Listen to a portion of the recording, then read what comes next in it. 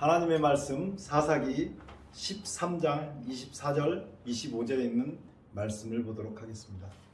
여인이 아들을 낳음에 이름을 삼손이라 하니라. 아이가 자라매 여호와께서 그에게 복을 주시더니 소라와 에스다올 사이 마하네단에서 여호와의 신이 비로소 그에게 감동하시니라. 아멘. 삼손이 태어났습니다. 준비를 잘해서 태어난 삼손 이야기를 하려고 해요. 그런데 하나님께서 사람을 선택하는 기준은 사람들이 생각하는 기준하고 많이 다릅니다. 그리고 하나님께서 어떤 응답을 하셨을 때 그것이 나타나는 결과가 많이 차이가 있어요. 창세기 25장을 보면 이삭의 아내 리브가가 잉태하지 못했어요. 그런데 이삭이 기도를 하거든요. 창세기 25장 21절 이삭이 그 아내가 잉태하지 못함으로 그를 위하여 여호와께 간구하며 여호와께서 그 간구를 들으셨으므로 그 아내 리브가가 잉태하였더니 하나님께서 우리에게 보여주신 그 응답의 삶은 많은 차이가 있어요. 우리 사람의 생각은 달라요. 저 사람은 저만큼 인격이 되었으니까 하나님의 종이면 되겠다라고 생각할 수 있어요. 저 사람은 성격이 어떠니까. 그런데 전혀 다른 결론들을 가지고 있는 것을 봐요. 하나님께서 기도에 응답해 주셔서 그 기도대로 잉태하였으면 뱃속에 있는 아이들이 다투면 돼요, 안 돼요? 하나님께서 기도를 응답하셨는데 근데 성경은 뭐라고 얘기하냐면 아이들이 그 태 속에서 서로 싸우는지라. 그래서 우리가 생각하는 것과 하나님께서 역사하신 방법은 다르다고요. 삼손 이야기가 그런 면이 있어요. 베드로가 예수님을 만났잖아요. 누가복음 5장에는 베드로가 밤새도록 고기를 잡다가 고기를 잡지 못하자 이제 그물을 씻고 있는데 많은 사람이 예수님 음성을 듣는 거예요. 아침이죠. 그러니까 베드로는 밤새도록 고기를 잡았는데 못 잡았어요. 많은 사람이 예수님 음성을 듣기 위해서 나왔어요. 예수님께서 사람들이 해변가에 앉게 하시고는 배에 타셔가지고 거기서 설교를 하셨단 말이에요. 어떤 설교를 했는지 자세히 나오지는 않지만 미루어 짐작컨대 이런 설교를 하지 않았을까 하는 생각이 들어요. 심령이 가난한 자는 복이 있나니 천국이 저희 것이며 이런 설교를 했을 것 같아요. 그리고 베드로에게 말씀하십니다. 깊은 데로 가서 그물을 내려라. 그렇게 말씀하셨어요. 베드로가 예수님의 그 말을 듣고 사실은 가고 싶진 않았는데 예수님의 말씀에 너무 감동을 받았기 때문에 그 말씀에 의지해서 한번 가보겠습니다. 너무 감동을 받았기 때문에. 그래서 그물을 내렸단 말이에요. 그물을 내렸는데 내린 그물이 찢어질 정도로 물고기가 잡힌 거예요. 여기서 핵심은 그 얘기가 아니에요. 베드로가 그 모습을 보고 예수님의 발을 붙잡습니다. 선생님 나를 떠나서도 나는 죄인이로소이다. 하나님께서 사람을 부르시는 기준은 딱 그거예요. 회개하는 심령을 가진 사람을 불러서 쓰시는 거예요. 야곱하고 에서가 태어났는데 왜 하나님께서 다른 사람을 속이고 장자권을 사가지고 팥주간 그릇에 장자권을 사가지고 있는 그 야곱을 선택했느냐고요. 억울한 사람을 더 도와줘야 되는데 인간적인 생각에서는 그렇게 생각하기 쉽거든요. 저 사람은 점잖고 성품이 괜찮아. 그러니까 저 사람은 목회자가 돼야 돼. 그렇게 하는데 그것이 다르다 이 말이에요. 하나님께서 선택하신 기준은 뭐라고요? 무슨 심령이 있어야 된다고요? 회개하는 심령이 있어야 된다고요. 축복도 가로채가지고 자기 축복을 하물라고 그러잖아요. 야곱에게 있어서 일평생 딱 하나 목표가 있는데 그건 야곱의 목표가 뭐였냐면 하나님의 백성으로 살아가는 거예요. 예수님의 조상이 되는 것에 야곱이 올인을 한 거예요. 재산이 아니고 세상의 명예가 아니고 돈이 아니고 야곱은 오직 하나님 안에 있는 것을 원했어요. 그렇기 때문에 하나님께서 그 축복을 해주고 하나님께서 선택하신 거예요.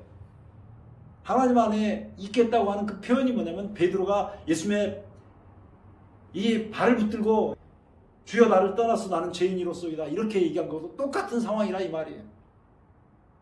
사람들은 그 사람 마음속에 있는 그 속 내용을 잘 몰라요. 그래서 겉모양만 보고 사람을 판단합니다. 베드로가 3년 동안 예수님을 쫓아다녔어요. 만약에 여기 계신 분들이 예수님 보고 3년 있었으면 얼마나 좋을 것 같아요. 야, 이렇게 좋은 분을 만날 수 없어요. 얼마나 예수님이 좋았냐면 나는 이분하고 어떻게 살겠다? 영원히 살겠다. 사랑하는 부모하고도요, 계속 살다 보면 좋아하는 여자가 생기면 그 여자 따라서 가요. 부모가 안 살고. 사랑하는 부모가 살다가도요, 좋아하는 남자가 생기면 그 남자 따라서 가요. 부모가 안 살고. 영원히 살고 싶은 생각이 없다니까요. 근데 얼마나 좋았으면 제자들이 영원히 예수님과 살겠다고 그렇게 얘기를 했어요. 제자들이 얼마나 그 예수님과 같이 있었으니까 거룩해졌겠어요. 누가복음 22장 한번 봐보세요. 누가복음 22장 24절요. 또 저희 사이에 그중 누가 크냐 하는 다툼이 난지라. 제자들이 3년 반을 예수님을 따라다니면서 예수님, 그렇게 좋은 예수님하고 사람을 영원히 섬기겠다고 하는 그 예수님하고 같이 살았는데 제자들이 누가 크냐고 다툼을 한 거예요. 근데 이때 예수님께서 뭐라 했냐면 6월절 만찬을 하면서 내가 고난받을 것이다. 고난받기 전에 마지막으로 너희들과 6월절 지키는 것이고 내가 다시 6월절 만찬을 먹지 않겠다. 이렇게 얘기를 한 거예요. 그런 중에 예수님께서 자기가 팔릴 것이라고 얘기하는데 그 얘기를 하고 잠깐 이러고 있는 사이에 제자들이 누가 크냐라고 하는 그 다툼을 한 거예요. 정신 있어요, 없어요? 꼭 우리 같잖아요. 소갈머리가 그런 사람들이에요. 근데 예수님께서 뭐라고 얘기하냐면 28절 보세요. 너희는 나의 모든 시험 중에 항상 나와 함께한 자들인즉. 예수님께서는요, 그렇게 누가 크냐고 다툼하고 있는 제자들에게 자기하고 시험을 항상 같이 받았다고 인정을 하셔요. 나는 예수님 이런 모습을 보면 굉장히 감동을 받습니다. 내 아버지께서 나를 내게 맡기신 같이 나도 너희에게 맡겨. 어떤 제자들이 누가 크냐고 다툼하고 있는 제자들에게 너희로 내 나라에서 내 상에서 먹고 마시며 또는 보좌에 앉아 이스라엘 12지파를 다스리게 하려 하노라. 이렇게 하신다. 다투고 있는 제자들에게. 근데요, 30절에 더 대단한 말씀을 하세요. 시므나 사단이 밀가부로 타려고 너희를 청구하였으나 그 다음에 내가 너를 위하여 내 믿음이 떨어지지 않기를 기도하였느니 너는 무엇한 후에? 돌이킨 후에. 하나님께서 사람을 쓰는 기준은 딱 하나예요. 돌이키느냐 못 돌이키냐. 이건 아주 천지 차이가 있는 거예요. 못 돌이킨 사람은 목매에 달아 죽었고 돌이킨 사람은 제자들 중에 최고의 사도가 됐다고 하는 베드로가 된 거예요. 다 굴기 전에 3번씩 예수님을 부인했는데 예수님은 그 사람을 쓰겠다라고, 그도 이스라엘 12지파를 다스리는 사람으로서 쓰겠다라고 말씀하신 거예요. 그리고 나서 베드로가 예수님을 3번 부인했어요. 누가복음 22장 60절에 보면 베드로가 가로되 이 사람아 나는 너 하는 말을 알지 못하느라고 방금 말할 때 닭이 곧 울더라. 주께서 돌이켜 베드로를 보시니 베드로가 주의 말씀 곧 오늘 닭 울기 전에 내가 3번 나를 부인하리라 하심이 생각나서 밖에 나가서 심히 통곡하니라. 사람의 선택하고 하나님의 선택이 달라요. 베드로가 드디어 하나님 일을 할 수 있는 조건을 갖춘 거예요. 천국 가기 위해서 호연히 변화돼서 하나님 품으로 가기 전까지는 지금 가지고 있는 이 성정을 그대로 갖고 살아요. 이것이 특별히 변한다든지 그렇지 않아요. 그 사람 속에 회개하는 심령이 있느냐 없느냐 이걸 가지고 하나님께서 쓰시느냐 아니 쓰시느냐를 판가름하는 거예요. 사사기 13장에 여호와께서 그에게 복을 주셨다는 그 말이 뭐냐면 이 삼손이 하나님 앞에 회개하는 심령을 가졌다 이 말이에요. 근데 삼손이 블레셋 딸 중에서 한 여자, 삼손은 3명의 여자하고 관계가 있는 그 모습들을 보여주는데 14장부터 쭉 나오잖아요. 16장까지. 블레셋 여자 중에 한 삼손이 있으면 삼손이 있으면 여기에 한 여자가 나오잖아요. 한 여자. 두 번째 여자는 기생이고, 세 번째, 이건 큰 의미가 없어요. 세 번째 여자는 드릴라예요. 고릴라 아니고 드릴라입니다. 한 여자예요. 부모는 어떻게 생각하냐면, 아니 이스라엘 백성들 중에도 좋은 여자가 많이 있는데 왜 하필이면 할례 받지도 못한 저 블레셋 여자에게 가서 그 아내를 취하려고 하냐. 부모의 걱정이 대단히 심각했어요. 그러나 하나님이 보시는 것과 사람이 보는 건 다르다고요. 삼손의 마음 가운데는 여자 때문에 삼손이 이렇게 두 번째 여자는 이 여자 때문에 문제가 발생하는데 그것이 하나님께서 함께 하셨기 때문이다 라고 성경은 기록하고 있어요. 사사기 14장 4절 봐보세요. 이때 블레셋 사람이 이스라엘을 관할한 고로 삼손이 틈을 타서 블레셋 사람을 치려 함이었으나 그 부모는 이 일이 여호와께로서 나온 것인 줄을 알지 못하였더라. 삼손에게 약점이 하나 있는데 그거는 하나님께서 금하신 이방 여자를 좋아하는 약점이 있었어요. 그리고 삼손이 거기를 내려갈 때 사자를 찢어 죽이는 역사가 있었어요. 어떤 성경에는 어린 사자라고 나오고 어떤 성경에는 젊은 사자인데 젊고 용맹한 사자, 젊은 사자, 그 힘이 아주 팔팔한 사자를 만난 거예요. 그래서 삼손이 그 사자를 찢어서 죽인 거예요. 맨손으로. 그 힘이 얼마나 장사였는지 알만하잖아요. 얼마나 민첩했게 사자보다 훨씬 빨라야 사자를 잡을 거 아니에요. 그런데 그 다음에 보니까 사자의 몸에 벌꿀이 있었고 그 벌꿀을 따다가 부모님에게도 주고 이렇게 했단 말이에요. 그리고 그것 때문에 수수께끼를 내게 해가지고 그 수수께끼를 풀게 했는데 14절에 보면 그 삼손이 자기가 첫 번째 그 블레셋에 있는 한 여자에게 가서 그 여자를 아내로 삼는데 거기서 잔치를 읊을 때 이 여자의 친구들이 왔을 거 아니에요. 그 온 친구들에게 베어 30불하고 겉옷 30불 내기 수수께끼를 하는 거예요. 그 14절에 삼손이 그들에게 이르되 먹는 자에게서 먹는 것이 나오고 강한 자에게서 단 것이 나왔느니라. 그렇게 하고 수수께끼를 풀라 그랬더니 그 블레셋 사람들이 이 여자의 친구들이 집을 다 불태우고 다 불태워 죽이겠다 이렇게 얘기를 하니까 삼손이 자기 아내가 이방 여자 아내이지만 아내가 계속 조르니까 삼손이 힘에 겨워서 여자를 못 이긴다니까. 그 힘센 삼손이 누구를 못 이겨요? 자기 아내를 못 이겨가지고 얘기를 해줬어요. 그래가지고 그 사람들이 이제 수수께끼를 풀었죠. 그랬더니 삼손이 내려가가지고 아스글론에 있는 사람들을 쳐서 죽이면서 이 옷을 뺏어다가 주고 올라갔단 말이에요. 근데 그 사이에 삼손이 이 한 여자한테 반해갖고 결혼했다가 수수께끼 문제로 화가 나서 돌아간 다음에 다시 내려갔더니 이 아내를 다른 사람한테 시집을 다시 보내버려요. 삼손이 그냥 열이 받아가지고 여우 꼬리에다가 불을 붙였어요.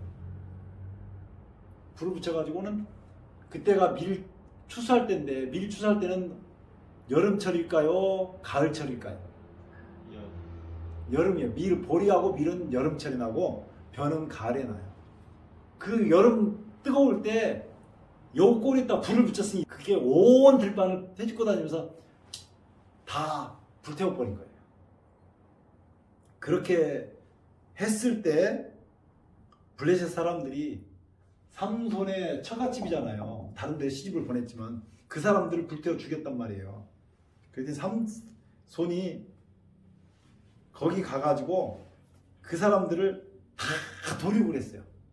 도륙하고는 에단바위 있는 데 가서 이제 숨어 있는데 이스라엘 백성들이 삼손을 잡으러 왔어요. 왜냐하면 블레셋 사람들이 삼손 난 내놔, 그렇지 않으면 너희들 다 죽이겠다 이렇게 하니까 삼손을 잡으러 온 거예요. 이스라엘 백성들이. 삼손이 내 몸에 손 대지 말고 날 묶어서만 데려가라 해서 묶어서 데려가는데 삼손이 이 블레셋 사람들을 볼 때 이 묶였던 단단한 줄을 그냥 끊어버리고 나귀 턱뼈, 새 나귀 턱뼈, 그러니까 죽은 지 얼마 되지 않는 나귀 턱뼈를 보고는 그걸 취해가지고 그걸 가지고 1000명을 쳐 죽인단 말이에요. 블레셋 사람들이 쳐 죽이고 나서 목이 너무 마르니까 하나님께 목이 말라서 죽게 생겼습니다. 그랬더니 하나님께서 샘물이 솟아나게 했어요. 그리고 그 샘물을 마시고 정신을 차렸단 말이에요. 거기를 에낙고레 이렇게 이제 이름을 붙였거든요.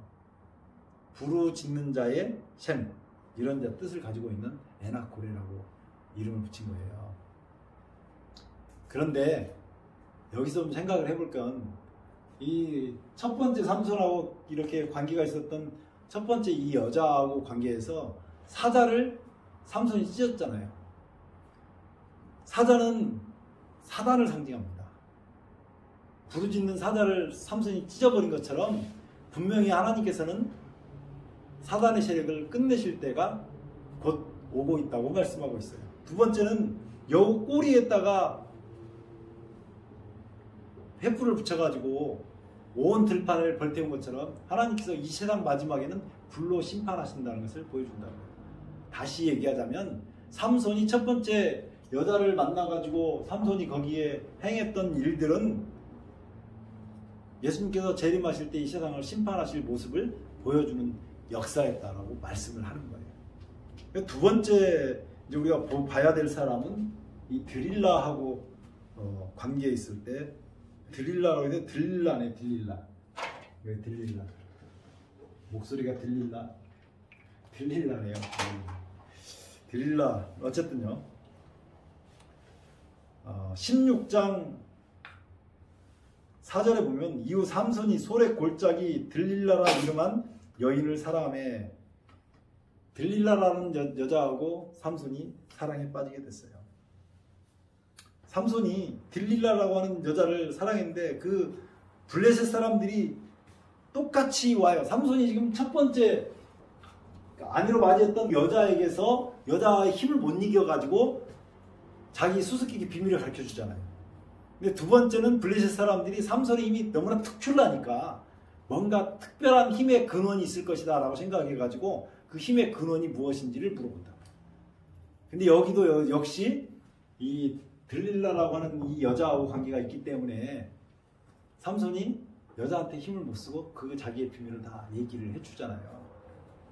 그래가지고 머리를 깎으면 네 번째에 이제 머리를 깎으면 자기 힘을 못 쓰지 못한다라고 얘기를 해서 삼손이 이제 붙잡히잖아요. 삼손을 잡자마자 제일 먼저 한 게 눈을 빼버립니다. 삼손이 머리를 깎이고 블레셋 사람은 잡혔는데 16장 21절에 블레셋 사람이 그를 잡아 그 눈을 빼고 끌고 가사에 내려가 놋줄로 매고 그로 옥중에서 맷돌을 돌리게 하였더라. 근데요 22절에 아주 기가 막힌 말씀이 있어요. 그의 머리털이 밀린 후에 다시 자라기 시작하니라. 머리털이 밀렸는데 다시 자라기 시작하면 머리카락을 밀려서 힘이 빠져서 머리카락이 다시 자라면 힘이 솟을 수 있잖아요. 성경은 어떤 구절은 이렇게 기록하고 만다 이 말이에요. 베드로가 예수님을 처음 만났을 때 나는 죄인으로소이다. 그리고 나서 3년 반 동안 자기가 거룩해진 줄 알고 예수님과 같이 있어 거룩해진 줄 알고 있었다가 예수님을 3번 부인한 다음에 난 어쩔 수 없이 죽을 수밖에 없는 죄인이구나 라고 생각한 거잖아요. 그래서 예수님께서 베드로에게 3번씩 네가 나를 사랑하냐 물어보신 다음에 자격을 주신 것처럼 이 삼손이 자기 머리를 깎아버리고 2명의 여자 때문에 자기의 그 비밀들을 폭로할 수밖에 없었는 그런 상황이 됐음에도 불구하고 머리카락이 다시 자라기 시작했다는 말은 삼손이 회개했다 그런 말이에요. 삼손이 맷돌을 돌리고 있었는데 맷돌을 돌려면 보통 소가 맷돌을 돌리거든요. 평상시도 머리가 밀린 다음에 삼손이 맷돌을 밀었지만 일반 사람보다는 힘이 좋았다 그 말이에요. 삼손이 이 맷돌을 돌릴 때 삼손은 완전 거지가 됐어요. 아무것도 가진 게 없잖아요. 뭐 가진 게 있어요? 없잖아요. 이미 눈도 빼서 눈도 없어져 버리고. 그리고 삼손이 일을 하고 있어요. 벌거벗은 상태죠 사실은. 그렇게 돼 있는 상황이에요. 그런데 그때 이 블레셋 사람들이 다곤에게 그 제사를 드리는 일이 있었어요. 그때 자기 신이 다곤 신이 자기 원수를 자기들에게 붙였다 이게. 자기들이 아주 교묘하게 간교한 꾀를 써가지고 삼손의 아내 들라를 이용해가지고 삼손의 그 비밀을 알아낸 다음에 삼손을 잡아놓고는 듣지도 못하는 저 신이 그렇게 했다라고 그 얘기하는데, 삼손을 불러다가 제주를 부리게 하려고 불려왔어요. 사실 이게 무슨 말이냐면 놀리려고, 희롱하려고, 구경거리 삼으려고 삼손을 불러온 거예요. 무슨 제주를 한번 부려봐라. 그리고 사람들이 삼손 제주 보려고 그날따라 더 많이 모였어요. 다곤신에게 제사 지낼 때 거기에 신전에 참석했던 사람들이 지붕에만 3,000명 있었어요. 지붕에만. 이 신전이 얼마나 컸는지 생각하죠. 올림픽 무슨 경기장만 했는지 모르겠어요. 그런 곳에 그런 지붕에만 3,000명 있었으면 지붕 말고 밑에는 얼마나 있었겠어요. 어마어마하게 많은데 삼손이 자기 눈에 안 보이잖아요. 뭐 자기가 원수를 갖고 싶어도 힘이 세졌어도 어떻게 할 수 있는 상황이 아니에요.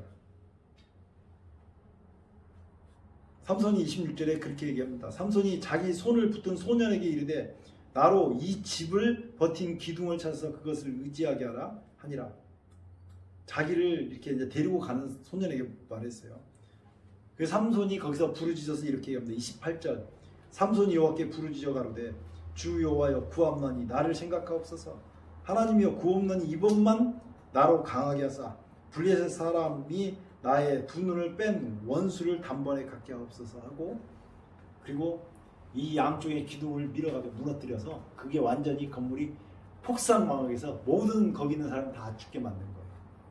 이 죽게 만든 이 모습은 예수님의 재림할 때 세상을 심판하실 우상숭배하는 모든 세상에 하나님을 섬기지 않는 모든 사람들은 그렇게 심판대에 설 것을 보여주는 역사입니다. 그럼 삼손에게서 십자가는 언제 보여주느냐? 들릴라 때문에 머리 깎이고 눈 빼고 이렇게 됐을 때, 벌거벗고 이렇게 됐을 때가 십자가를 보여준 거예요. 제가 이렇게 얘기하면 부인이 자기 아내가 자기를 속여서 이렇게 해도 할지라도 그렇게까지 하라는 얘기냐? 네. 사실은 예수님이 이렇게 하셨거든요. 첫 번째 여자하고 두 번째 여자가 삼손 인생에 있어서는 큰 걸림돌처럼 보이잖아요. 누가 보면 저런 바보가 다 있나 그러잖아요. 그러나 사랑하려면 이렇게 사랑해야 된다고 저는 생각을 해요. 예수님께서 사람이 선악과를 먹고 죽어버리니까 너무 사람이 불쌍했어요. 그래서 내가 저 불쌍한 사람들을 위해서 죽어줘야지. 그리고 이 땅에 오셨어요. 그래서 예수님께서 이 땅에 오셔서 죄에 찌들려 죽을 사람 대신 죄를 짊어지시고, 사람들이 너무 가난하게 되니까 그 가난함을 짊어지시고 사람들을 부유하게 하시고, 사람들이 병 들어가지고 시드기니까 그 병을 다 본인이 가져가시고 사람들은 건강하게 회복을 시켜주시고 예수님 십자가에 달려 돌아가신 거예요. 모든 죄의 문제를 다 해결하시고. 계시록 3장을 한번 보시기 바랍니다. 계시록 3장 14절이요. 우리는 사람의 눈을 가지고 사람을 판단하고 심판합니다. 그런데 하나님께서 사람을 비판하지 말라 그랬거든요. 하나님께서 보시는 사람의 기준은 달라요. 어떤 사람을 하나님께 쓰시냐고 제가 쓰냐고 그랬죠. 어떤 사람을 써요? 회개하는 심령을 가진 사람을 써요. 자기의 죄를 자복하는 심령을 가진 사람을 써요. 베드로에게 예수님께서 돌이켜서 쳐다보시는 그 눈빛을 베드로가 봤잖아요. 베드로가 예수님께서 자기를 다 돌이켜보는 그 눈빛에서 자기가 예수님을 3번 부인했음에도 불구하고 단 하나의 책망도 발견하지 못했어요. 여전히 자기를 사랑하고 걱정하고 안쓰럽게 생각하는 그 예수님을 발견하고 예수님의 눈빛을 발견하고 베드로가 견딜 수가 없는 거예요. 내가 죽일 놈이구나. 내가 어떻게 저런 예수님을 부인하지? 그렇게 하고 나가서 밖에 나가서 말할 수 없는 통곡을 한 거죠. 사람의 기준과 하나님의 기준이 달라요. 사람을 보는 기준이 달라요.